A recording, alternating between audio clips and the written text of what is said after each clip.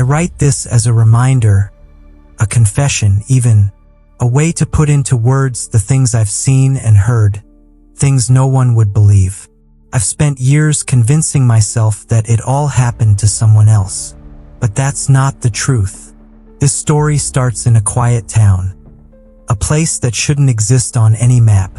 Tomskog, a town where rules don't apply, where people disappear without a trace, and where even the police don't follow the law.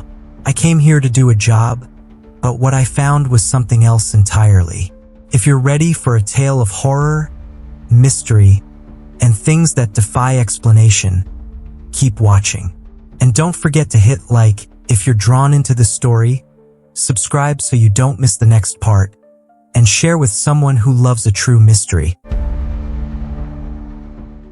I write this as a reminder to put all that I've seen and heard into words. For far too long, I've looked back on these past few years as something impossible, something that happened to someone else. But that's far from the truth, even if the truth and I have always had a tentative relationship at the best of times. Consider this a confession, a peek behind the curtain of something I never would have believed. Let's start from the top. My mother was a police officer in a busy metropolitan area. I never wanted to be a police officer like her, but it seemed inevitable. No matter what I tried to study, I would always fall back on that familiar role. The lawkeeper, arbiter and diplomat, the one who settles disputes and held people to their word. For a while I thought I might get into politics, but I get too flustered in debates. I can't stand a dishonest argument, so politician or lawyer were not an option. So when I say that I never wanted to be a police officer, that's God's honest truth. But I had to be. It was the only thing that made sense. My mother died of cervical cancer in my last year at the academy, so when I finally got to walk my own beat, I couldn't help but to feel that I'd replaced her. My handler was very understanding of what I was going through, so when it was time to hit the streets, she cut me a lot of slack. A little too much, it turns out. See, there was this one part of the city that my handler told me to actively avoid. Whenever we got a call originating from this one area, my handler actively ignored it, unless it was something akin to an ongoing shootout. It got to the point where we would respond to calls only to never show up. It was shady as hell, but practice is often very different from theory. I thought it was some kind of unwritten rule. Turns out it was a lot worse than I'd imagined. My handler and a couple of other officers were economically involved with what can best be described as a smorgasbord of illicit dealings. Ignoring calls allowed both traffickers and dealers to run rampant, and we got a cut of the deal. Well, they did. The union swept a lot of it under the rug. 3 officers quit their jobs and went into private security, but I didn't want that. I still felt like I had my mom's boots on. I was in her place. So when it was my time to plead my case, I did what I could to make a fair and reasonable argument. But as I've said, I'm not good in debates. I remember the chief looking up from his papers as an advisor whispered in his ear. He gave me a concerned look. Obviously, we can't keep you here, he explained. But if you're really up for it, we got something in mind. But you got to be really up for it. I agreed. Hell or high water, I'd do my job. This is how I ended up as a rookie in the Tomskog Police Department. Tomskog is a shitty little rural Minnesota town in the middle of nowhere. If you don't know where to take an uncomfortable left off the highway, you'll miss it. There are no signs, and most people who move there never leave. It's like a social black hole. The equivalent of unsubscribing from all internet platforms and walking into the woods. According to the chief, a lot of officers with questionable backgrounds were given a chance to work at Tomskog PD. Not because they desperately needed people, but because it was a good way to gain some brownie points with the local government and keeping the union happy. In fact, people with questionable ethics were encouraged at the Tomskog PD. I thought it might have to do with a lack of action. I mean, a bad cop can't really do any harm if there's nothing to do. I got to the station on a foggy November morning after a hasty over-the-weekend move. There was space for 2 squad cars on the lot out front, but both were out on patrol. A shoddy white plastic sign with Tomskog Pity hung outside, along with the town seal, a blue sunflower on a golden shield. I'd never seen those things before I got to Tomskog, but all of a sudden, they were everywhere. 6 people looked up from their desks as I entered. Most of them paid me no mind, but the sheriff painstakingly got up from his chair to greet me. A man in his early 50s with the build of a human meatball and the handlebar mustache of an ex-wrestler. He reminded me of a cartoon character, only with less of a smile. "Mason Brooks," he said, offering a meaty hand. "My condolences." "Excuse me?" "My condolences," he repeated. "I imagine you ain't too excited to be here." "Oh, yeah, no, it's fine," I said. "Happy to be of service." "You shittin' me?" he laughed. "Well, ain't you the belle of the ball?" He gave me the tour of the place. The armory, the evidence lockup, the holding cells, and of course my desk. If he hadn't pointed it out, I would have thought it was taken already. There was an unwashed coffee cup and a candy wrapper on it. "Don't mind that," Mason said. "People kinda come and go. Didn't figure this place would have that kind of turnover. You'd be surprised." He picked up a name sign from the edge of the desk. It was blank. I met my partner as he abused a vending machine. He was a balding man in his late 30s, wearing a kind of pinkish round sunglasses that made me think of John Lennon. I offered him a bill to try the machine again, but he waved me off. "If you hit it just right, you don't have to pay," he said, giving the machine another bashing. Mason just grinned business as usual, it seemed. "This is Nick Aitken, your partner, and for the time being handler," Mason explained. "Again, my condolences." "Shit, didn't I just have a partner?" Nick asked. "Either I haven't had my mornin' Irish or someone's beaten my head straight. 'Cause I can't see 2 of you," Mason frowned. "Desk is empty. Name's gone. Time for a newbie, right?" Nick shook my hand as a Coke rolled out. He seemed more eager about a free Coke than to have someone watching his back. Mason gave me an apologetic smile. "He'll show you the ropes," he said. "Man's an idiot, but you do well to listen. Idiots live long round here." "He ain't joking about that," Nick added, not looking up from his Coke. And with that, we were on our way. Nick fired up a cigarette long before we left the station, then took me round the back to a civilian vehicle. An egg-white Volvo with rust stains that reminded me of bird shit. "All squad cars taken, huh?" I asked. "Yeah. Folks are cleaning up after Patrick." "Sorry, what?" "You'll see. Maybe." Tomskog has a single main road stretching through the entire town. There was a gas station, a high school, a couple of shops. A peculiar flower shop at the corner that seemed to only sell those trademark blue sunflowers. There was a sort of upward tilt on the west side of town that made the houses look stacked on top of one another. On the other side of town was a vast lake, eloquently named Frog Lake, where houses stretched out along the western ridge. It was a peaceful enough place, and in the right light you could tell it was someone's home. But like with most little towns, you can't imagine what kind of people live there. It's like when you see a house in the middle of nowhere, who chooses to live there? What happened? I guess I hadn't yet come to the realization that I was about to become one of those people. Nick pulled up next to a corner pub, a place that looked old enough to have grandchildren. Before getting out of the car, Nick gave me a tired look. "We're just gonna talk to a guy," he said. "He never comes into town unless there's something shitty going on. We're gonna have a chat." "Got it. Don't ask him any questions. Leave that to me. And don't touch him. He's a bit contagious." "In what way?" "Every way that matters," he sighed. "And what did I say about questions?" "You said not to ask him any." "You never said anything about asking you any." He tilted down his pink sunglasses, giving me a tired look. Shaking his head, he got out of the car. "I give you a week, rookie." Stepping into the pub, There was only 2 other people present. The owner, a sturdy man in his 70s who seemed transfixed on a thick-screen TV that played mostly static. The other was a man in his 40s with long dark hair. He had a couple of silver streaks running along his ears, a clean-shaven look, and a trucker cap. Much like Nick, the guy seemed comfortable wearing sunglasses indoors. "Digman," said Nick, "you drag your sorry ass back to town, huh?" Meeting family, the man smiled. "It's a special day. You gonna cause any trouble?" "Of course not." "Let me rephrase that," said Nick, throwing me a tired look. "What kind of trouble you causing?" "Nothing," the man replied. "Just meeting family. Maybe going for a walk." Nick wasn't very happy with that answer, but there was little he could do. They said their goodbyes and we stepped outside.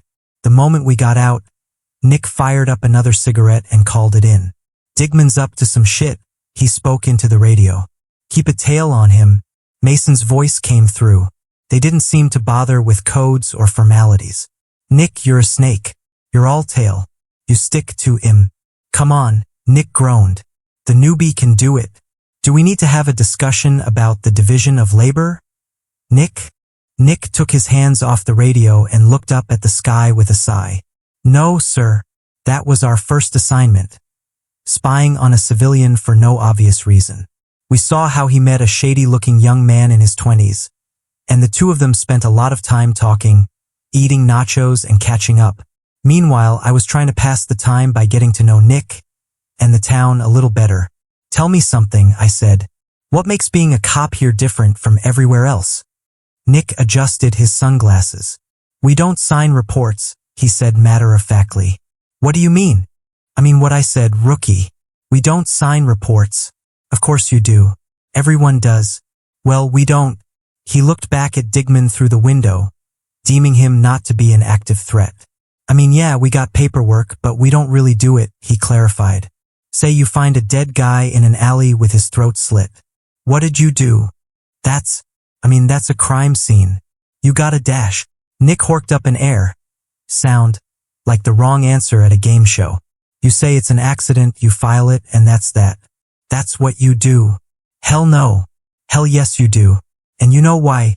He turned to me, looking over his sunglasses. Something stern came over him. "Because if you don't, people die." He explained it as best as he could. The Tomskog PD never truly investigated anything on paper, because if they did, there'd be people coming by to ask questions. Questions like why people kept getting murdered, or why there were so many accidents out by Lake Adabat. And with questions, there'd be investigators, reporters, and government agents. "We can't have that," Nick continued. "They don't understand this town, and they'll get themselves killed. We're doing a necessary evil to keep the lid on." "That doesn't make any sense. 35 people died here last year," Nick continued.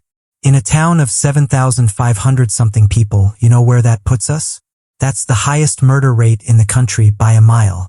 Hell, we make St. Louis look like a cotton candy petting zoo. Doesn't make sweeping it under the rug any less shitty. More than half of those who died were outsiders. Relatives, good Samaritans, passers-by. If we can stop them from coming here, that means less dead folk stuffed in containers around the high school." He turned his attention back to the pub, leaning back in his seat. Without looking at me, he asked, "So if we find a guy with a sliced throat in an alley, what do you say?" "I ain't saying it. Play ball here, newbie. I ain't asking.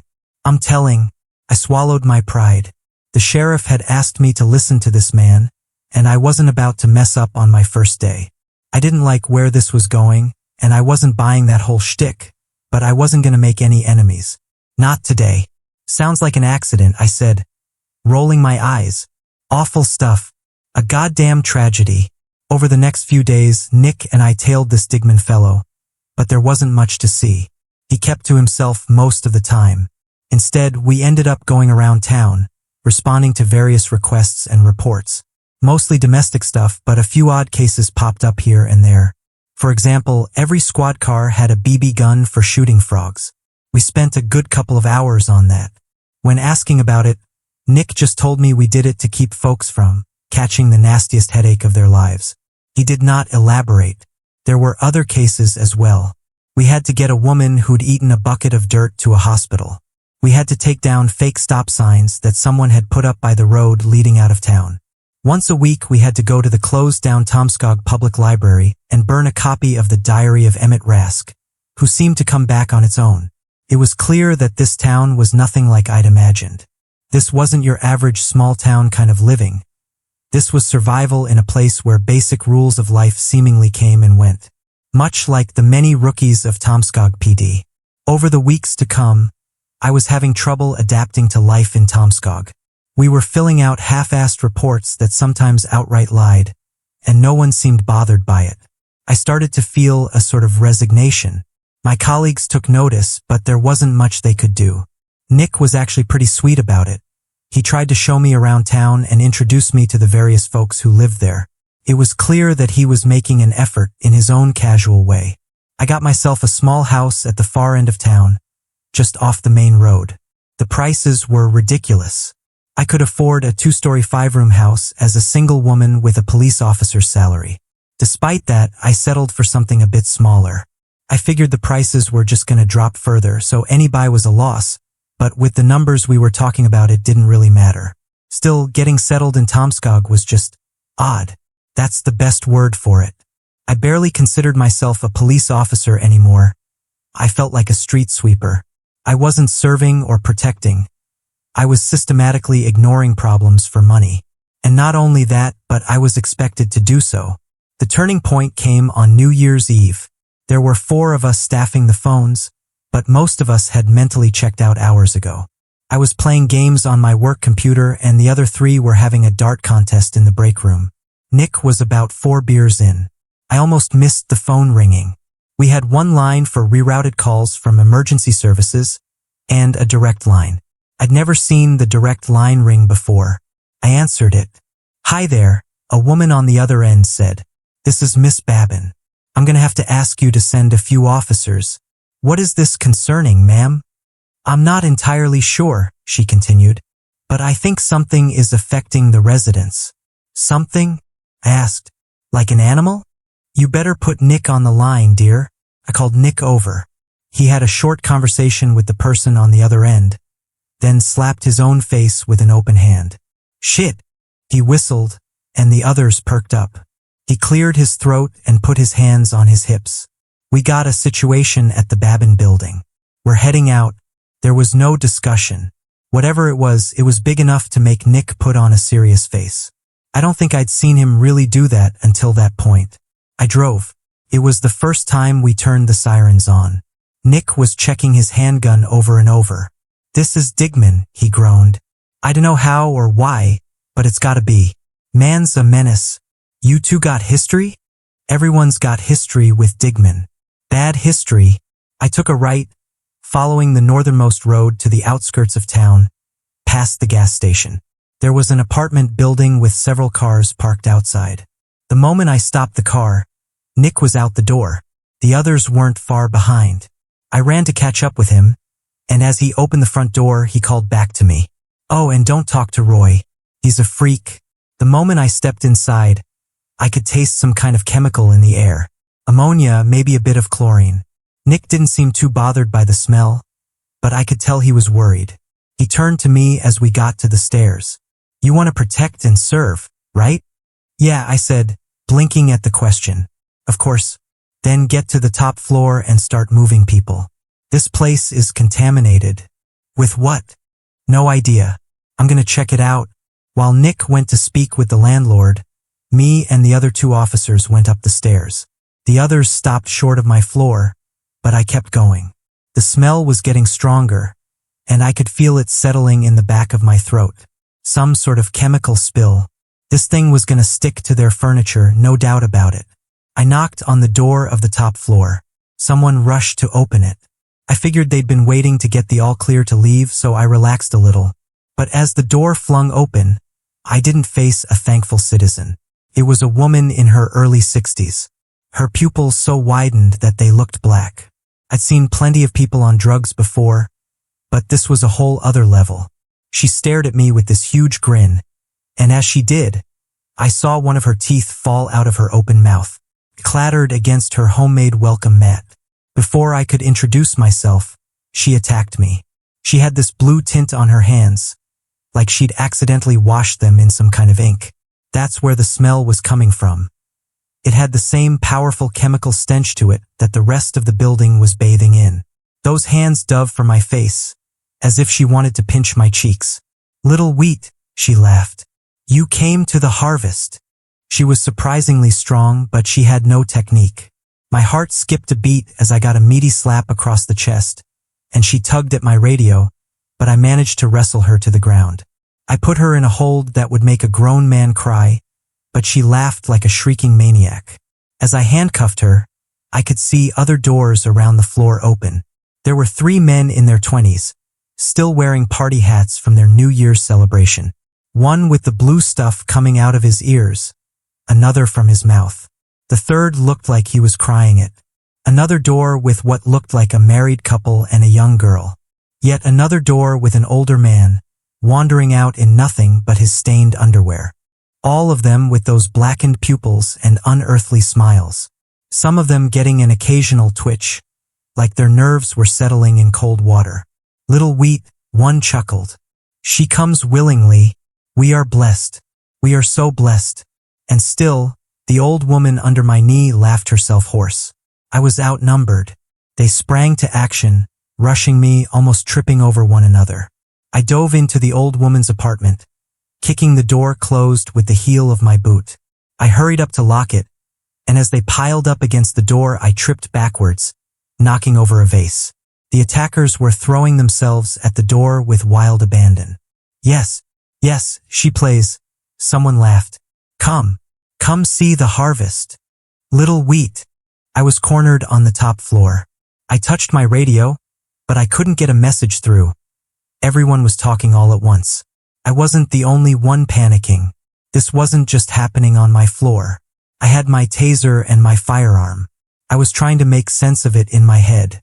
Sure, it'd probably get swept under the carpet one way or another, but I'd never fired my gun at a living person before.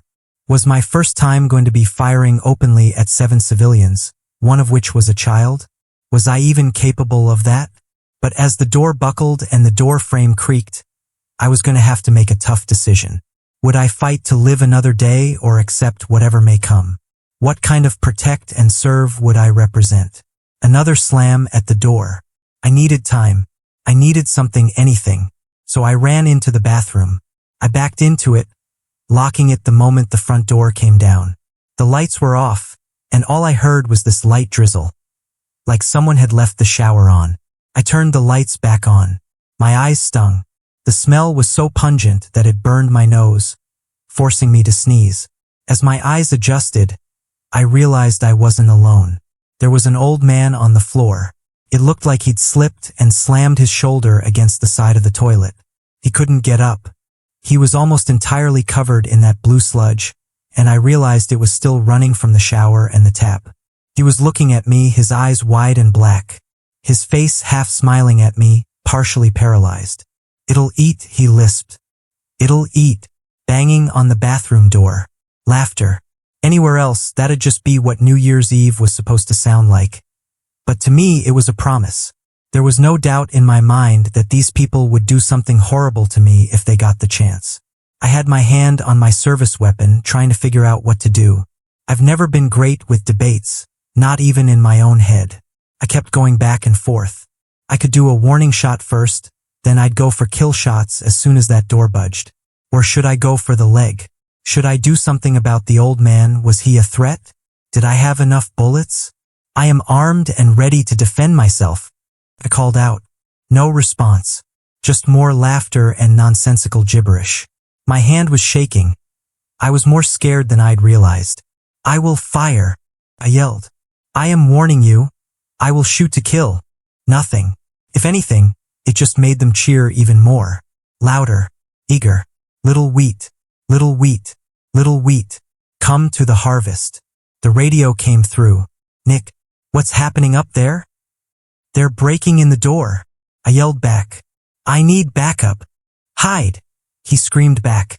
"Can you get to the bathroom?" "I'm locked in. It's that chemical thing. It makes em crazy." I looked at the shower. It was still running, making a viscous goo that dripped at a steady pace. The door buckled. I saw the flash of a black-eyed, grinning face as the hinges struggled. Another voice came through, the woman from the phone. She was using Nick's radio. "They use the smell," she said. "If you can smell like them, they won't attack." Looking at the running shower, I had an idea. Sounded insane, but this town didn't play by the rules. I was gonna have to adapt. I put my service weapon away and pulled down the shower curtain, wrapping it around and over me like a cocoon. Then I stepped into the shower. I watched the blue goo run off of me. Even through the plastic, it felt warm to the touch. Whatever this was, it was downright toxic, no doubt about it. As the door gave way with a crackling wooden bang, I pushed myself into a corner, hoping for the best as the shower kept running. They all slowed down to look at me, all those eyes turning my way. Even through the blue-tinted haze of the shower curtain, I could see their exaggerated grins, their nonsensical words rotating into something new, something calmer. Joined the harvest, yes. Yes, joined. The reaper. The reaper came. Thank you. Thank you, little wheat. I clutched the shower curtain close to me, begging that I wouldn't get any blue stuff on me. It ran right off, but soaked into the soles of my shoes. I can't overstate how awful the smell was, and as we all stood there looking at one another, I was coming to terms with just how screwed I might be. They could reach me in less than a second if they wanted to. And even if they didn't, the fumes of this thing would be enough to send me sprawling to the floor in a matter of minutes. I wasn't getting any air, no matter how hard I breathed. It was like my lungs were coated with something sick. I was blinking to stay conscious. What the hell had I been thinking? This was like trying to save yourself from drowning by wrapping your head in a plastic bag. It was just another way to suffocate. I couldn't feel my knees, but they were locked upright. But even with the tiniest sway, I'd fall like a Jenga tower, and that'd be it. I felt my fingers touch the tip of my service weapon. Maybe it wasn't too late. Maybe I could just kill 'em all and be done with it. But no, I couldn't. I was losing control. Couldn't move my thumb. I'll fire, I wheezed. I have a right to defend myself. I dipped in and out of consciousness, leaning against the wall. There was commotion in the other room. A couple of people left. A few stayed to look at me. I could hear the crackling of a taser, breaking furniture. I didn't recognize the voices, but I could hear the trained cadence of other officers. I must have blacked out at some point. I tried taking a step forward and ended up collapsing on the floor. The shower curtain unfurled, all covered in blue, staining the floor like one of the town's trademark blue sunflowers. I ended up face to face with the old man. We shared a moment just looking at one another across the bathroom floor. Him grinning like a maniac, me just trying to stay conscious. "Why are you smiling?" I whispered. "Because it's all a joke, little wheat. And it's so funny." Seconds later, someone grabbed me by the shoulders. I was dragged out of the apartment, getting a quick look at what had happened. We'd gotten backup for other officers, including Sheriff Mason himself.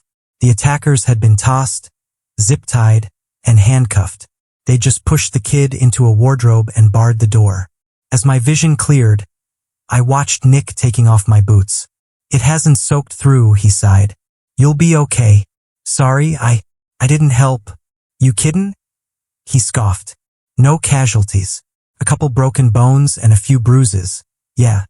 But these people are gonna be fine." He looked back into the apartment.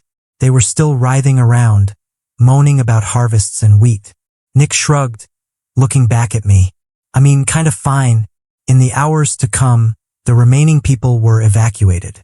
Most folks would recover after a couple of thorough scrubbings. Others had to be hospitalized." I spent the next few hours sitting in our birdshit civvy Volvo, trying to figure out if my legs were to be trusted yet.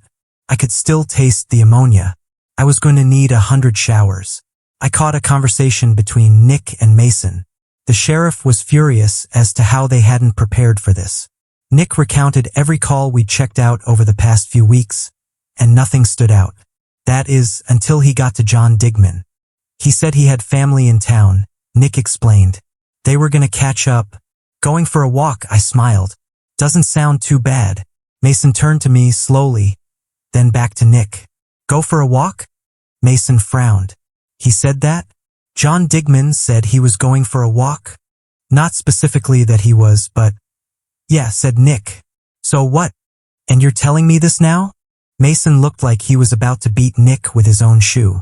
Instead, he bit down on his handlebar mustache like an improvised binky. He's doing it, Mason sighed. That rust-brained possum fuck is gonna do a goddamn year walk. A what? Mason pushed Nick up against the hood of the car, pointing at him with his entire hand. Mason was pissed.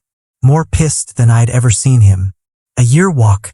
Get your mom's tits outta your ears and perk up, you scab-faced shitlicker. A year walk. Mason walked away, putting his phone to his ear. He looked back at Nick from the other side of the parking lot, still screaming at the top of his lungs. Call the DUC. Tell M we need 2 of everything. 1:15 yesterday. Nick calmly walked to the driver's side of the car, opened the door, and sat down.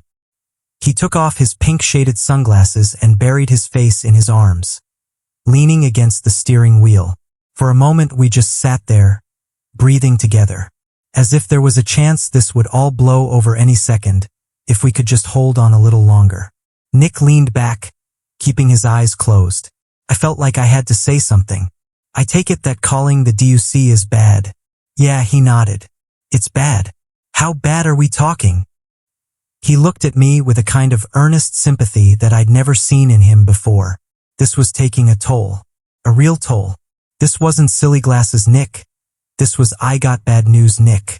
He opened his mouth, but all that came out was a stutter. Finally, he just threw up his arms in surrender. No idea. But it's as bad gets. This is the emergency glass you break after all other glass has already broke. The alarms that other alarms pull to get out of trouble. The worst. I'm counting on overtime then. It was a comment to lighten the mood, but Nick just shook his head. Without a word, he got out, leaving his pink sunglasses behind. He walked off, screaming expletives as he dialed the longest number I'd ever seen. All the while, the New Year's Eve celebrations were going strong. Rockets and lanterns lighting up the sky to distant cheers. Warmth returned to my hands and feet. I was beginning to understand. When they said the town of Tomskog was unlike anything else, this was what they were talking about. It wasn't just some hick town in the middle of nowhere. It was a place where the rules were different. And where rules are different, laws had to be different. This wasn't just the place where the bad cops go. We were a necessary evil. And in the months to come, that was going to be a hard lesson to learn. Tomskog isn't just a town. It's a place where the rules we know no longer apply. And I was a fool to think I could keep the peace here. They sent me here to keep things quiet, to cover up what can never be explained. But now I'm a part of it. This is only the beginning. If you want to know what happened next, stay with me. Like this video if it left you chilled. Subscribe so you don't miss the rest of the story. And share it with someone who loves the strange and the impossible. Because in Tomskog, the horror never ends.